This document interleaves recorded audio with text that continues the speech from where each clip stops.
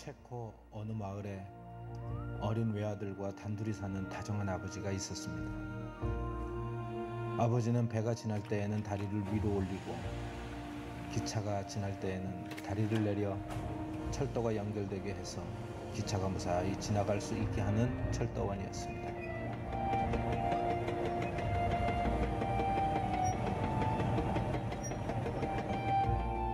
사랑스러운 어린 아들은 자기 아버지가 철도를 연결시켜 놓으면 승객들을 태운 기차가 기적을 울리며 빠르게 지나가는 장면을 지켜보는 것을 좋아했습니다. 어느 날 배가 지나가기 위해 다리가 위로 올려져 있을 때 기차가 예정보다 일찍 빠른 속도로 달려오는 것을 바깥에서 있던 아들이 보았습니다.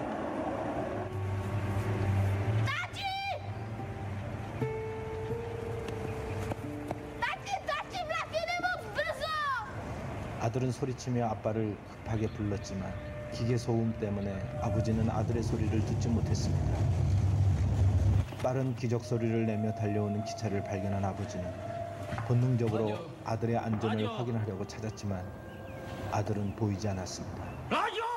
위험을 감지한 어린 아들은 자기가 직접 레버를 당겨 다리를 내리려다가 그만 난간으로 떨어지게 됩니다.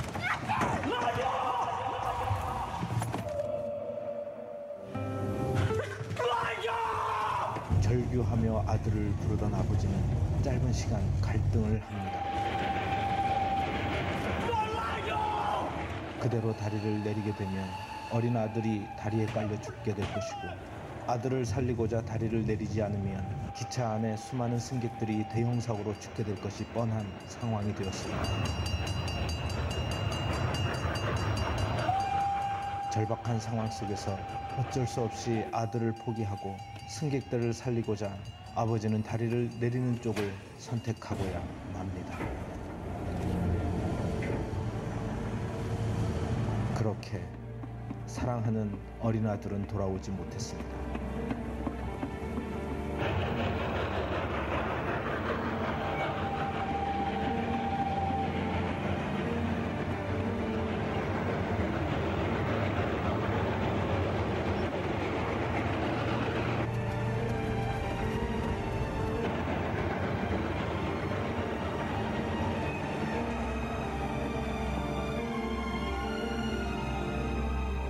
그리고 승객을 태운 기차는 무사히 다리를 건너게 됩니다.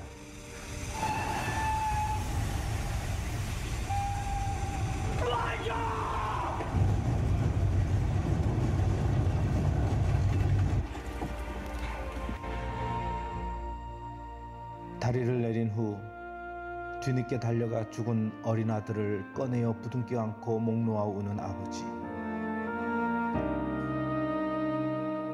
기차 안의 승객들은 어린 아이를 안고 우는 사내를 보면서 왜 저러고 있는지 그 이유를 모릅니다. 그저 무심하게 차창 밖을 응시하고 있을 뿐입니다. 그리고 승객들은 여전히 웃고 떠들며 자기들의 목적지를 향해 기차에 몸을 싣고 지나가고 맙니다. 성경은 선언합니다. 우리가 아직 죄인 되었을 때에 그리스도께서 우리를 위하여 죽으심으로 하나님께서 우리에 대한 자기의 사랑을 확증하셨느니라. 모스트는 체코말로 다리라는 뜻인데 영어로는 최고란 뜻이기도 합니다. 하나님은 죄인이었던 우리를 사랑하셨고, 우리를 사랑하신다는 최고의 표현으로 당신의 독생자 예수 그리스도를 십자가에 매달려 죽기까지 내어놓으셨습니다. 우리가 받은 구원 안에는 당신의 아들을 기꺼이 포기하시고 우리를 택하신 하나님의 선택이 담겨져 있습니다. 하나님 아버지의 눈물과 마음을 헤아리는 그런 한 주간이 되시기를 축복합니다.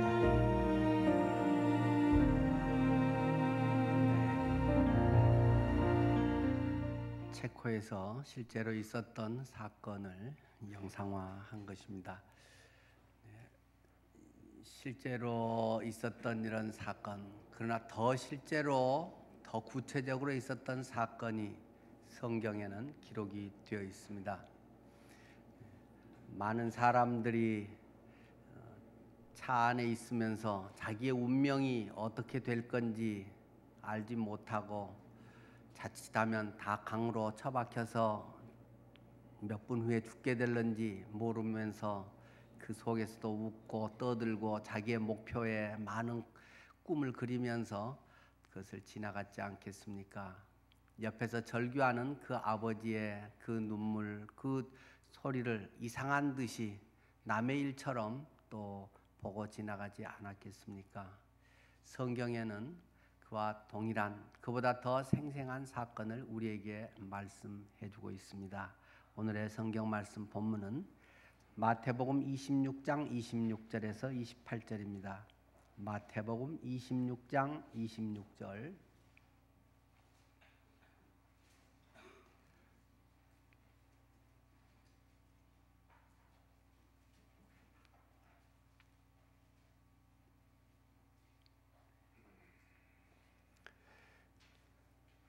그들이 먹을 때 예수께서 떡을 가지사 축복하시고 떼어 제자들에게 주시며 이르시되 받아서 먹으라 이것은 내 몸이니라 하시고 또 잔을 가지사 감사기도 하시고 그들에게 주시며 이르시되 너희가 다 이것을 마시라 이것은 죄 사함을 얻게 하려고 많은 사람을 위하여 흘리는 바 나의 피 곧 언약의 피니라.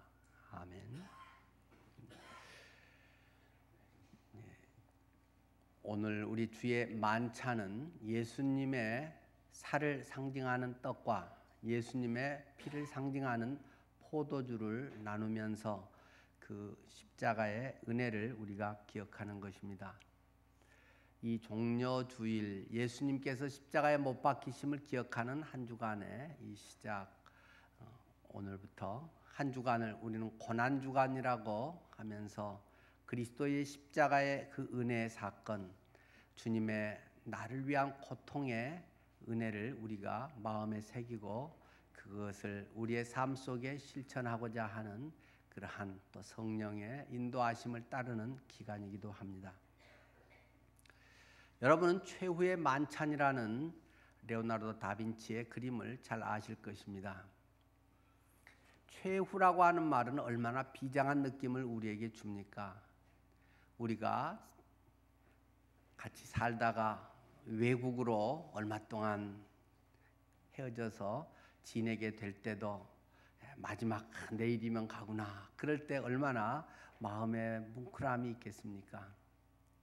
또 우리의 자녀가 딸이 시집 가면서 마지막 저녁에 내일 이제 결혼식인데 오늘 밤에 엄마랑 같이 잠을 자면서 엄마 감사해 하면서 또 이런저런 이야기를 나누고 이제 물론 또 다시 친정에 올 수 있지만 그래도 이제는 결혼해서 새로운 가정을 꾸리게 되고 부모님과 마지막 보내는 밤 또 그것도 얼마나 우리의 마음을 뭉클하게 하겠습니까?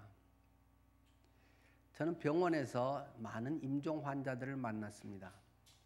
임종 예배를 많이 드렸습니다. 마지막 숨이 넘어가기 전에 목사님을 찾습니다. 가면은 거의 말을 잘 못하는 경우도 있고 어떤 분은 또 말을 좀 하는 경우도 드물지만 있습니다. 지금도 기억나는 고 자매님이라고 하는 분인데 기존에 교회 다니기도 했고 집사직분을 옛날에 받기도 했는데 복음은 잘 모르더라고요. 그냥 교회 다니고 뭐 예수님에 대해서 이론적으로 알지 주님을 영접하지는 않은 분이었고 제가 그래서 그 몇 주 전부터 암이 재발해서 이제 항암을 몇 번 할 때 계속적으로 제가 만났었죠. 그래서 복음을 전했는데 펑펑 울면서 주님을 영접하고 내가 왜 예수님을 그렇게 몰랐는지 모르겠다고 교회도 다니면서 내가 예수님을 영접하고 구원의 감격이 이렇게 큰 은혜인 것을 자기가 몰랐다고 하면서 쭉 정말 기쁨으로 그리고 제가 가면 참 반갑게 맞이했던 분인데 임종 예배를 하게 됐습니다. 다행히 그분은 이제 말할 수 있었고 목사님 너무 감사합니다. 제가 예수님 만나고 가서 큰 걱정은 없습니다. 단지 남편이 대학 교수시던데 제가 몇 차례 또 만나 상담도 했습니다만 아직 남편이 예수님을 잘 몰라서 그게 좀 마음이 아픕니다. 이런 이야기를 하고 남편에게도 좀 복음을 또 좀 전해주세요. 그런 이야기를 하고 너무 고맙다는 말을 하고는 그날 세상을 떠난 자매가 생각이 납니다. 제 전화번호부에서도 한참 몇 년 지나도록 번호를 지우지 않았었는데 우리의 마지막이라고 하는 것은 얼마나 우리에게 비장한 느낌을 줍니까? 예수님의 마지막 최후의 만찬, 마지막 밥을 같이 먹으면서 주님께서는 매우 의미 있는 이러한 일을 하셨습니다. 그것을 최후의 만찬, 주님이 베푸신 만찬, 주의 만찬이라고 이야기를 합니다. 거기에서 하신 것이 다른 특별한 것은 아닙니다. 만찬이라고 해서 밥을 특별히 더 뷔페 식사 같이 많이 차린 것도 아닌 것 같습니다. 가장 기본적인, 가장 핵심적인 그것을 가지고 우리에게 말씀을 하십니다. 떡을 떼주면서 야, 받아서 먹어라. 이것은 내 살덩어리 떼주는 것과 같다. 이것은 내 살덩어리를 상징하는 것이야 하면서 떼서 주었습니다. 또 예수님께서는 잔을 가지시고 자, 이 잔을 마셔라. 이것은 내 피야. 그렇게 주님은 말씀하셨습니다. 우리를 위해서 우리의 피가 되고 살이 되게 하기 위해서 예수님은 자신의 살과 피를 우리에게 주시고 우리에게 씹어 먹히면서 살덩어리를 씹어 갈아 삼키면서 우리가 거기에서 영양가를 받고 그 피를 마시면서 우리가 살게 된다는 것입니다. 사람의 피도 얼마나 사람을 살리는데 유용합니까? 물론 저도 여러 번 수혈을 했습니다. 우리 교회 안영준 형제는 지난번 대한적십자사에서 그 은장 포장을 받았더라고요. 20번인가 30번 이상 그 헌혈하면 50번 이상인가 하면 또 은장인가 포장 주던데 우리 교회도 여러 번 몇십 번 헌혈한 분들 있으시죠. 내 피를 뽑아서 조금 줘도 다른 사람 수혈을 해서 살 수 있지 않습니까? 사람들이 피가 모자라서 빈혈이 걸리고 죽을 수도 있는데 사람의 피도 다른 사람들을 살릴 수 있는 큰 영향력을 발휘합니다. 우리 사람들은 피가 더러워졌다. 폐혈증으로 인해서 사람들의 피가 더러워진 것을 그리스도의 깨끗한 보혈이 이 모든 것을 정결케 한다. 우리 속에 그리스도의 영의 피가 생명의 피가 우리 속에 흘러 들어와서 우리를 온전히 새롭게 했다고 성경은 이야기하고 있습니다. 인간의 삶에 누구라도 고통과 아픔을 겪을 수밖에 없습니다. 인생이라고 하는 것은 누구에게나 어려운 일입니다. 남들이 볼 때는 괜찮아 보이고 대단해 보이고 하지만 그 집에 들어가 보면 또 다른 애환이 있을 수도 있고 그 본인에게 또 다른 깊은 시름을 주름진 인생으로 살게 만드는 것들이 있을 수 있겠죠. 이러한 모든 것의 뿌리가 무엇인가? 이러한 모든 것의 근원에 대해서 사람들은 많은 이야기를 합니다. 전문가들은 많은 것에 대해서 진단을 하고 정신심리학 이런 사람들은 모든 것에 대한 것들을 이야기합니다. 그러나 정말 실력 있는 사람은 명쾌하게 한마디로 그것을 집어냅니다. 하나님께서는 그것의 이유가 무엇인가? 너의 삶의 깊은 공허감의 문제가 무엇인가? 내 마음의 우울증의 깊은 문제는 어디에서 오는 것인가? 너의 삶의 고통, 만족하지 못하는 것, 열등감의 문제, 조금 나은 것에 대한 교만의 문제, 조금 내가 가진 것에 대한 그것을 의지하면서 폼내는 것, 내가 조금 가진 어떤 외적인 유형적이든 무형적이든 여러 가지 것들에 대한 근원적인 문제를 성경은 명쾌하게 한 단어로 설명을 하고 있습니다. 그것은 죄다. 너희의 인간의 모든 문제의 뿌리는 죄다. 학벌이 아무리 많아지고 돈이 많아지고 내가 추구하는 명예가 많아지고 인격이 좋아지고 자식들이 잘 되고 이런 것과는 전혀 상관없이 너희들의 근원적인 문제는 죄에서 비롯된 것이다. 하나님은 우리에게 설명하고 있습니다. 여러분은 어떻게 생각하십니까?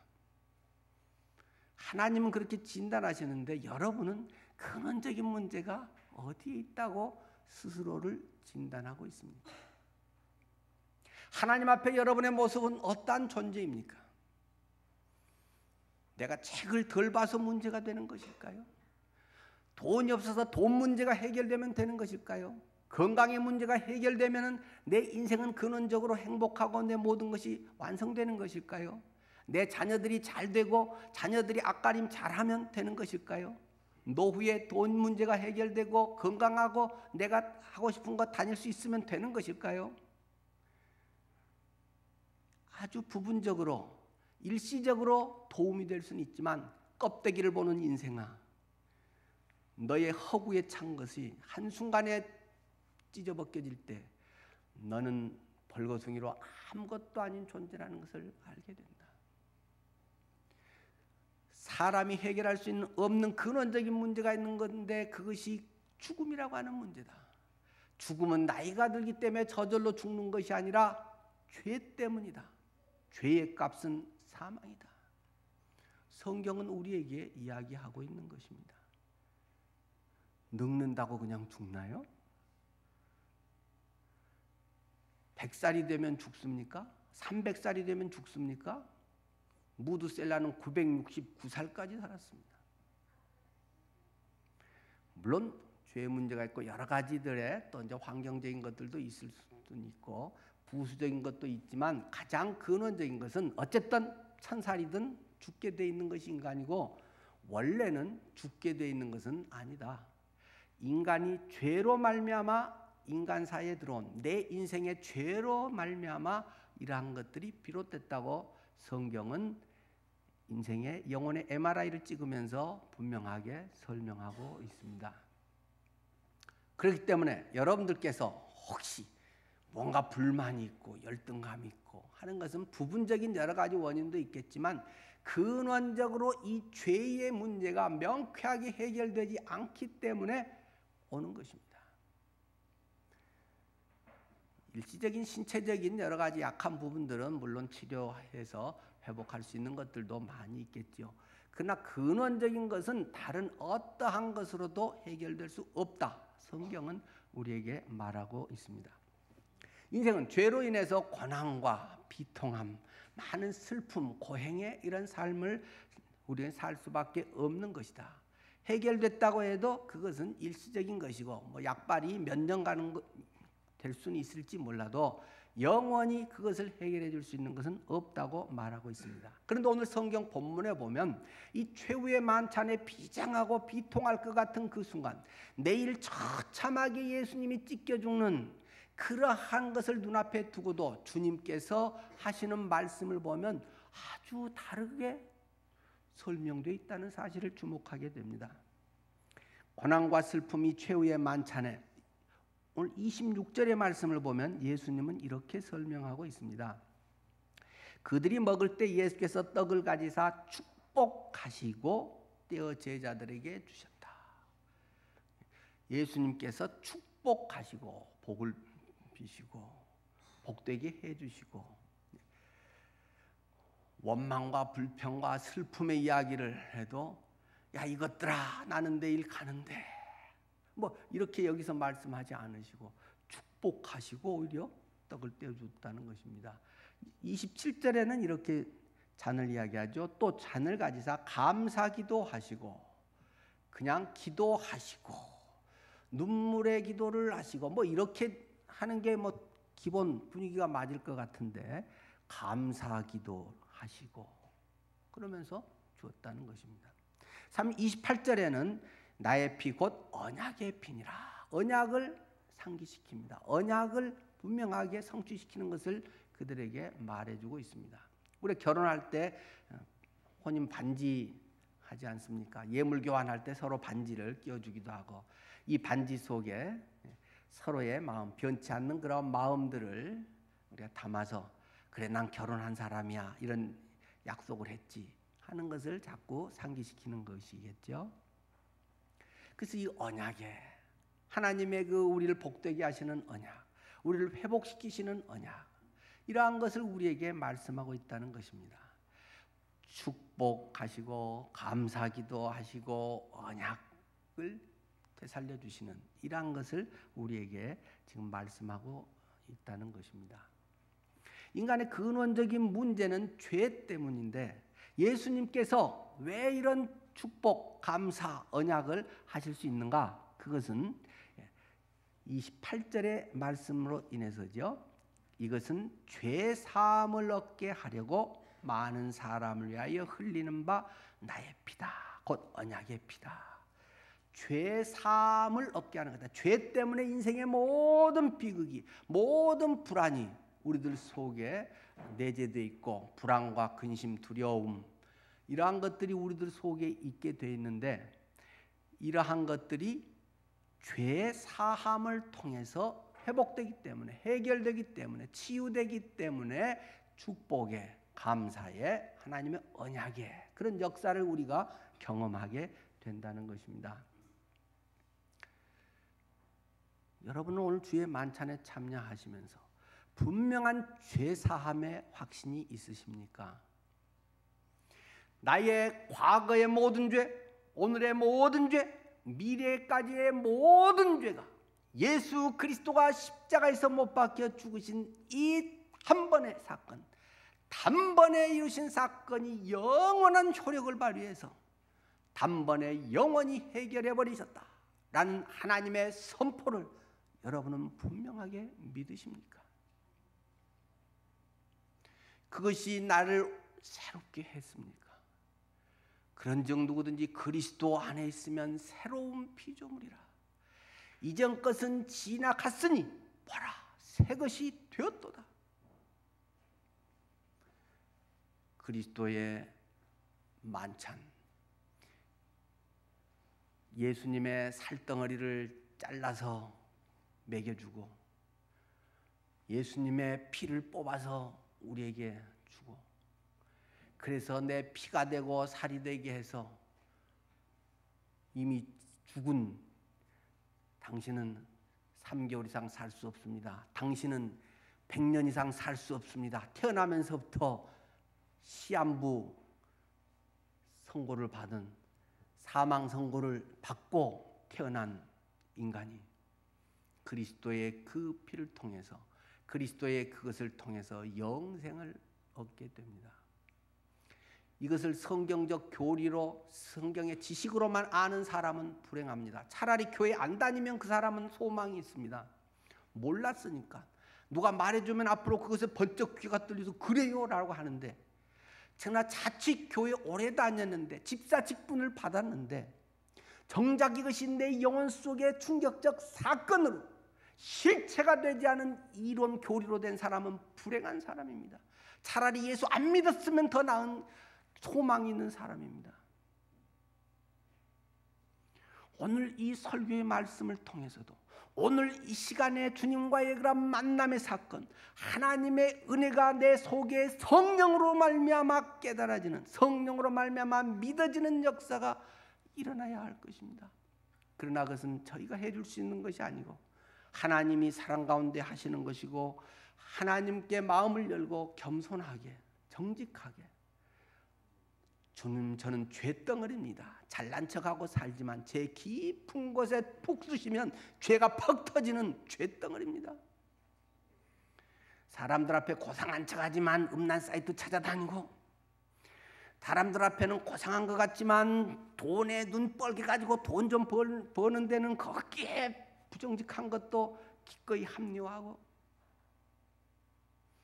조금 사람들 앞에 우월감, 사람들 앞에 뭐 보이고 뭐 하는 것은 폼재면서 정작 그 내면은 썩어 있고 음란하고 잔인하고 탐욕스러운 그런 것들을 하나님은 뻔히 꿰뚫어 보고 계시기 때문에 그러한 문제가 그리스도로 인해서 해결되어야만 한다. 그것이 해결되지 않은 인생은 참으로 불쌍한 인생이다. 예수님께서 하신 말씀을 생각합니다. 가룟 유다를 향해서 차라리 너는 태어나지 않았으면 좋겠다. 그런 아주 심한 말씀을 합니다. 그것을 저기 바리새인한테 한 말도 아니고 전혀 예수를 알지 못한 사람이 아니고 3년 이상 예수님을 따라다니면서 그 중에도 중책을 맡아서 돈 관리를 맡았던 가룟 출신의 사람 유다라고 하는 사람을 통해서 교회 직분을 가지고 있는 그 사람을 통해서 그러나 그 마음은 여전히 변화되지 않는 마음은 여전히 그리스도의 생명이 없는 자신의 육신적인 거 옛날에 어떤 자기를 세우는 자의식 그리고 자기의 이런 것에 의해서 살아가고 있는 이 악랄한 죄인 그 교만한 사람 그를 향해서 주님은 차라리 네가 안 태어났으면 좋을 건데 내 제자가 아니었으면 훨씬 나을 건데 그러나 악역을 맡아서 하기는 누군가 해야 되고 그러나 네 자신에게는 참으로 불행한 일이다 이렇게 설명하고 있습니다. 얼마나 끔찍한 사건입니까? 오늘 우리는 예수 그리스도의 살을 상징하는 떡과 그리스도의 피를 상징하는 이 포도주를 통해서 내 안에 그리스도를 다시금 이미 물론 구원 받았을지라도 주님 안에서 다시금 정결하게 새롭게 나아가는 그러한 삶이 되도록 해야 할 것입니다. 장과 떡이라고 하는 것은 우리가 먹고 사는 가장 근원적인 거 아닙니까? 생존의 문제, 생명의 문제를 해결하는 것이 밥이고 물 아니겠습니까? 오늘 본문의 말씀에 보면 이것에 대해서 26절에 보면 떡을 주시면서 받아서 먹으라 이렇게 이야기를 하고 있습니다. 이것은 내 몸이다. 받아서 먹어라. 받아서 먹어라. 내가 만들어 먹으라고 주님은 말씀하지 않습니다. 구원은 우리가 무엇을 만들고 열심히 해서 이루어내는 것이 아닙니다. 주님이 다 이루시고 주님이 주시는 것을 그냥 그대로 믿음의 손을 내서 받아서 먹는 것입니다. 먹어 소화하는 것입니다. 나의 피가 되고 살이 되게 하는 것입니다. 받아서 먹는 거지 만들어 먹는 것 아닙니다. 예수 그리스도를 우리가 영접하고 우리가 그리스도 안에 사는 거, 내 의는 전혀 없고 내가 내세울 것 전혀 없고 내 신앙의 관록 몇십 년 되고 뭘 알고 이런 건 다 접어두고라도 예수 그리스도의 십자가의 사건, 그리스도의 살과 피가 나를 위해 주어진 것을 내가 고스란히 받아서 그것을 겸손하게 무릎 꿇고 마음을 활짝 열고 주님 죄덩어리인 죄 잘난 척하고 있는 저의 모습 이런 걸 불쌍히 여겨 주십시오. 다윗의 자손 예수여 나를 불쌍히 여기소서. 나는 맹인이었습니다. 세상 지식은 있을지 모르지만 영적으로는 청맹관이 맹인입니다 하는 것을 발견하고 주님 앞에 다윗의 자손 예수여 하며 나오는 바디메오처럼 주님 앞에 나아갈 때 주님은 눈을 열어주십니다. 구원의 역사가 그 속에서 일어납니다. 이것은 그냥 좀 종교적으로 나아지고 좀 생활이 나아지는 게 아니라 혁명적으로 그 내면의 변화가 일어나는 것입니다. 그건 저희가 해줄 수 없습니다. 본인이 겸손하게 하나님 앞에 나갈 때 성령께서 그 마음에 이루어 주시는 것입니다. 그 일이 일어나면 본인은 압니다. 알게 돼 있는 것입니다. 모를 수가 없는 것입니다. 아주 옛날에 했는데 하도 요새 그냥 정신없이 살면 잠깐 희미할 수 있을지 몰라도 적어도 철들어서 하고 조금 나중에 예수 믿고 한 사람들은 알게 돼 있는 것입니다. 없는 거는 모르는 거는 없기 때문에 모르는 것이지 그것이 있는 사람은 본인이 알게 돼 있는 것입니다. 성령께서 말씀하는 것이고 내 속에 성령의 그런 것들이 일어나게 돼 있는 것입니다. 물론 정도 차이는 성숙도의 차이는 분명히 있지요. 이것은 받아서 먹는 겁니다. 주님이 다 해놓으신 것을 그대로 1%도 내가 첨가하지 말고 그대로 나를 위해서, 내 죄 사함을 위해서 십자가에서 내 죄의 벌을 다 받으셨구나. 이미 받아버렸네. 10초도 안 걸리는 이것 속에 완전히 모든 문제는 다 해결돼 버리는 것입니다. 그리스도의 피를 받는 것, 오늘 이 본문의 말씀에서는 또 이렇게 우리에게 설명하고 있습니다. 27절 말씀에 보면 또 잔을 가지사 감사기도 하시고 그들에게 주시며 이르시되 너희가 다 이것을 마시라. 다 이것을 마시라. 다 누구라도 받을 수 있다는 것입니다. 그가 뭘 많이 알든 적게 알든 신앙생활을 했던 아주 못됐던 착하게 살았던 그거하고는 상관없이 누구라도 다 이것을 받을 수 있다고 말하고 있습니다. 아무리 악하고 아무리 뭘 모르는 사람이라도 1분간만이라도 지금 오늘 이야기하는 설교만이라도 예수님의 십자가는 바로 나를 위한 것이었네. 조 목사님이 그분이 나를 위해 죽으셨다 하고 딱 저기 써놓았는데 나와의 그분과의 사건, 1대1의 영혼의 사건, 이것으로만 한다면 10분도 안 걸린다는 것입니다. 그렇네? 아는 게 무슨 1분이나 걸리겠습니까? 영의 눈이 띄어지면 그냥 알게 돼 있는 것입니다. 누구라도 받을 수 있다. 조건이 없다.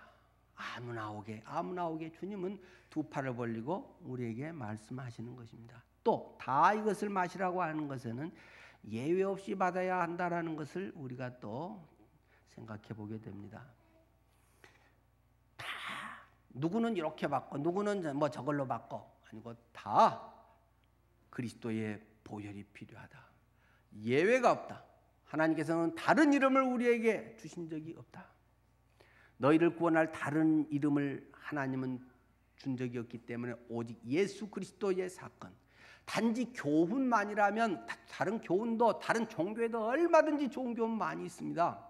물론 틀린 것도 많지만 좋은 말도 얼마든지 많이 있습니다.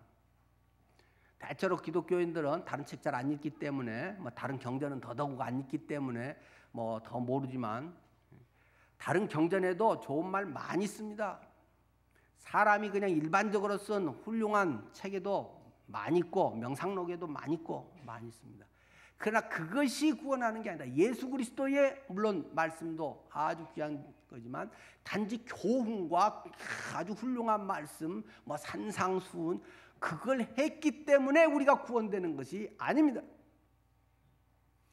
그리스도가 친히 내 죄의 벌을 십자가에서 몸이 찢어지면서 피를 튀기면서 그것을 위해서 나를 위해서 주고 내가 그것을 먹었기 때문에 그것이 나의 사건이 되는 것이고 벌이 거기서 처리됐기 때문에 죄인이었던 내 삶이 변화되고 구원의 새로운 삶을 사는 것이고 그런 사람들에게 당연히 관계되는 좋은 그러한 교훈과 메시지들이 성경 곳곳에 보석처럼 박혀 있는 것이죠.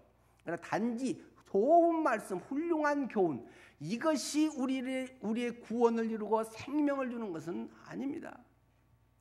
우리 구원하는 것은 그리스도의 십자가, 주님의 그 찢겨진 몸, 그리스도의 보혈, 피의 역사가 내 속에 들어와서 소화가 되어야 되는 것입니다. 그것에 대해서 아는 건 아무 소용이 없습니다.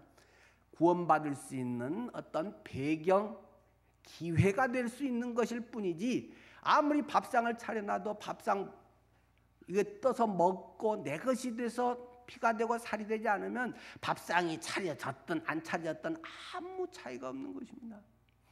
예수 그리스도의 십자가의 사건은 분명 여러분 안에 이루어졌습니까? 그분이 내 안에 있기 때문에 그분이 해결하신 것이 내 속에 이루어졌기 때문에 우리는 거듭난 새로운 인생을 살 수 있는 능력이 되고 힘이 나는 것입니다. 밥을 먹으니까 힘이 나는 거 아니겠습니까? 쫄쫄 굶어서 메마른 영혼, 신경질만 많고 분석력만 많은 영혼, 남을 비판만 많이 하는 그런 불쌍한 영혼들에게 우리가 주님의 풍성한 양식이 우리에게 있으니까 먹고 배부르고 기분 좋고, 그러니까 우리가 너그러워지고 사랑하게 되고 생명을 나눠주는 것 아닙니까? 우리가 시장에 갈 때도 그렇잖아요. 배고플 때 장 보러 가지 마라. 배고플 때는 장 보러 가면 막 많이 사잖아요. 이것도 먹고 싶고 저것도 맛있을 것 같고. 그런데 배부를 때 가면 살 게 그리 많지 않잖아요. 내가 영혼이 늘 배고프기 때문에, 허기지기 때문에, 헐떡이기 때문에 돈에 하는 것이고, 명예 하는 것이고, 건강 하는 것이고, 자식들 그렇게 하는 거죠. 속이 허하기 때문에 힘이 없고, 그러니까 보는 것마다 탐욕이 생기고, 보는 것마다 이것이 돼야 뭔가 인생이 되는 것 같고, 속이 허하기 때문입니다. 영혼의 만족감, 영혼의 기쁨, 영혼의 충만함이 있으면 세상의 거 물론 기본적인 건 필요하지만 그렇게 눈 가지 않습니다. 그것이 뭐 좋아도 그렇게 좋아 죽겠고 뭐 이것이 내 삶의 목적이고 그런 게 있습니까? 세상에 그럴 만한 게 얼마나 있습니까?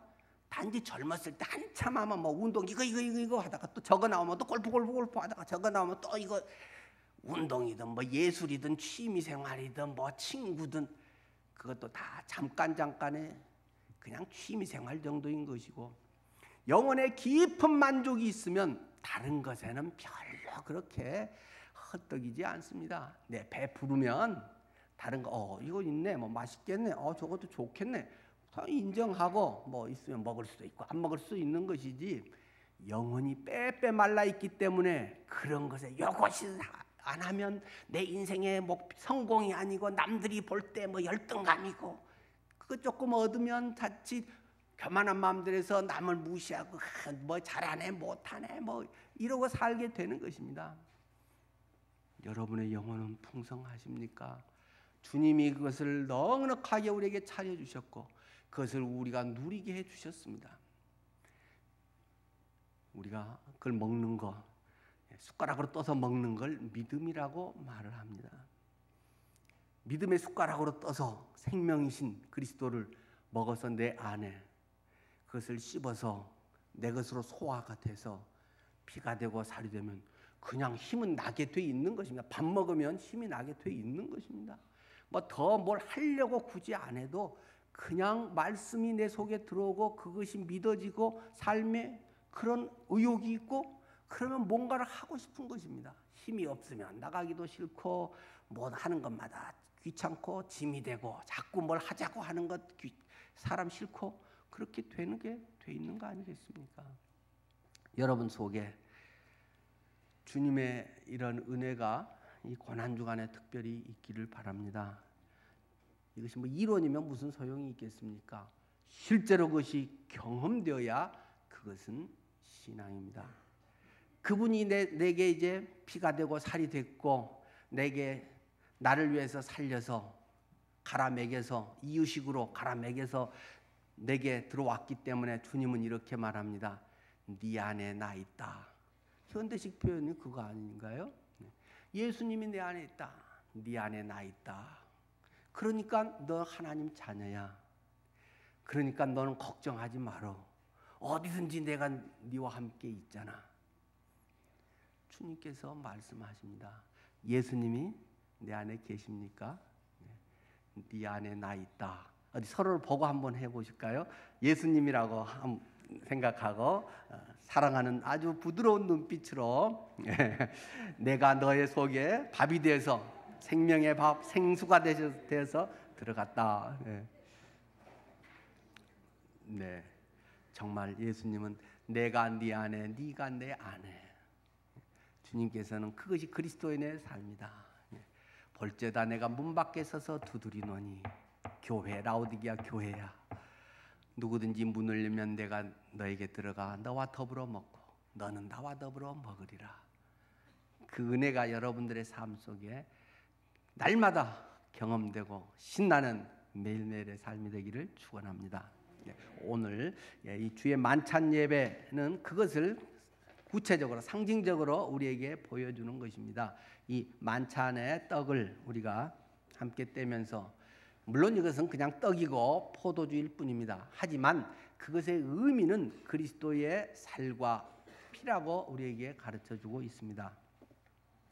이것이 오늘 여러분이 만찬의 떡을 나누면서 정말 주님이 이렇게 내 안에 되셨지, 되어 주십시오 하고 기도하는 게 아니고 되셨지 하는 것을 여러분이 확인하고 선언하는 믿음의 표현들입니다. 예수 그리스도를 주님으로 영접한 사람은 누구라도 이 장과 떡을 여러분이 받을 수 있습니다. 다만 물론 구원의 확신이 없는 분은 조용히 옆 사람에게 넘겨주시면 되겠고, 받으신 분이라고 할지라도 지금 뭔가 내가 죄 가운데 있다, 아직 죄 문제가 자꾸 해결되지 않고 질질 끌고 있고, 내 마음에 주님에 대한 그러한 은혜, 주님의 이러한 구원의 사건들이 내 속에서 삶 속에 자꾸 거슬려지고 있는 분은 조용히 넘겨주시는 게 좋겠습니다. 아직도 내가 해결되지 못한 거리낌, 죄 문제, 이런 상태에서 그냥 습관적으로 이런 것을 예식으로 받아들이면 오히려 주님을 모독하는 일이다. 이 귀한 주님의 사랑을 네가 그냥 우습게 여기고 함부로 이렇게 그냥 씹고 넘기고 그런 거네, 이렇게 한다면 아까 자식을 죽여서 그 사람들의 철기를 놔서 한 부모에게 저 사람 왜 우는데? 아이 안 됐네, 이러고 가는 건 얼마나 그 부모 마음이 아프겠습니까?